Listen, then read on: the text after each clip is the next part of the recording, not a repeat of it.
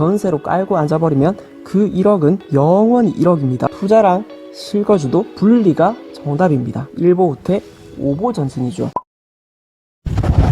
많은 분들이 보통 월세보다는 전세를 선호하십니다. 최소한 원금은 보장되니까. 그에 비해 월세는 생돈 나가는 것 같아서 너무 아까워하세요. 그리고 사회 통념상 부모님이나 친구들한테 말하기도 뭔가 민망하기도 하고 또 생각 없이 사는 인생이라고 욕 들어먹을 것 같기도 하고. 하지만 투자 마인드를 장착하고 전세 대신 월세를 산다는 거는 이런 겁니다. 2보 전진을 위한 1보 후퇴. 살을 주고 뼈를 친다. 월세를 내어주고 훨씬 더 큰 수익을 가져오는 겁니다.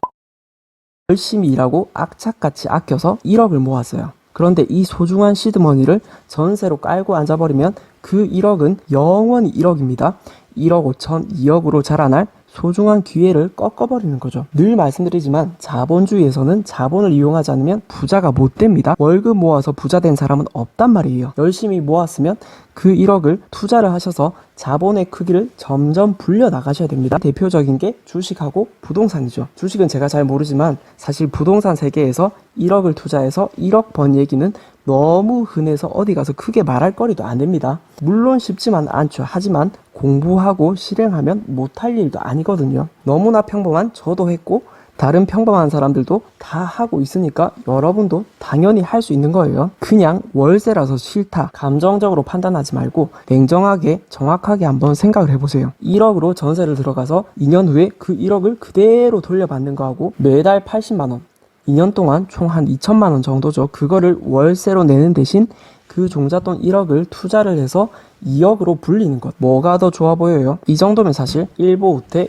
2보 전진이 아니라 1보 후퇴 5보 전진이죠. 너무 가성비 좋고 해볼 만한 일 아니에요.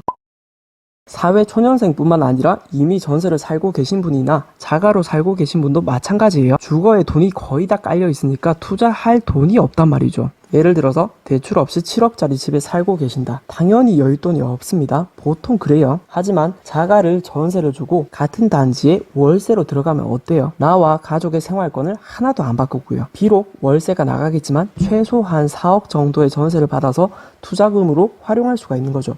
이 정도 금액이면은 부동산 세계에서도 꽤 좋은 투자를 할 수 있는 충분한 금액입니다. 또 대출 없이 4억의 전세를 살고 계신 분이 있다. 이분이 월세로 옮기면 어떻게 될까요? 월세 보증금이랑 2년치 월세를 미리 다 빼놔도 최소한 3억 이상의 투자금은 확보가 되겠죠. 이 3억한테 일을 시키면 내가 직접 일하는 것보다 훨씬 큰 돈을 빠르게 벌 수가 있는 거고요. 월세가 아깝다고만 생각하시지 말고 큰 그림을 보셔야 됩니다. 본질적으로 생각하셔야 될 거는 기회비용이에요.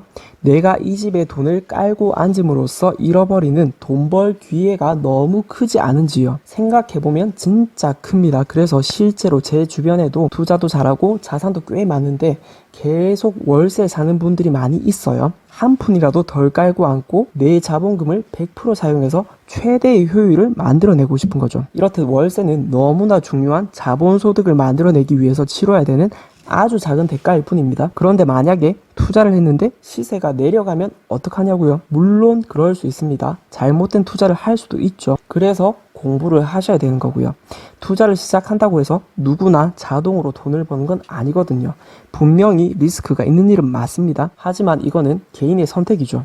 리스크를 안고 인생을 조금씩 바꿔볼 것인가? 아니면 그냥 월급만 받으면서 평생 지금 정도의 삶을 유지할 것인가? 보통은 전자를 선택하시는 편이 결과가 훨씬 낫더라고요. 뭐 그런 분들도 있어요. 실거주와 투자 두 마리의 토끼를 동시에 잡고 싶다고요. 아주 이상적입니다. 내가 지금 딱 매수하는 집이 단기간에 엄청 올라주면요. 그런데 사실 그건 확률이 너무 낮습니다. 직장이랑도 안 멀고 애 봐주는 부모님이랑도 가깝고 생활도 편리한 곳이 지금 딱 많이 오를 것이랑 겹칠 확률이 너무 낮거든요. 둘 다 잡으려고 하면 둘 다 애매해집니다. 겨울에 입는 다운코트 이런 거 아세요? 구스 다운 넣은 코트 같은 잠바 같은 코트.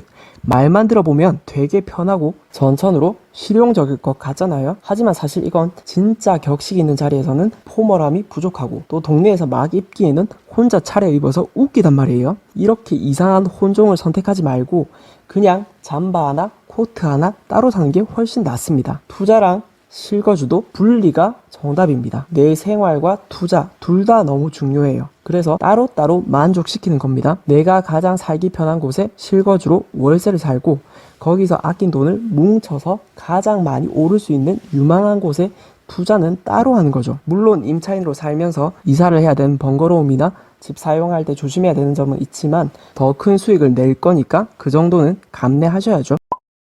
제가 오늘 말씀드린 모든 이야기는 사실 투자 마인드가 있는 분들에 한해서만 의미가 있습니다. 지금은 하지 않더라도 투자 계획이나 의지가 있는 분들요. 특히 투자를 하고 싶기는 한데 시드머니가 작아서 고민인 분들한테요. 그런데 만약에 투자를 안 하실 분이라면 월세보다 전세가 낫습니다. 주거 비용을 줄이는 측면에서 전세 대출을 받더라도 그 이자가 월세보다는 쌀 테니까요.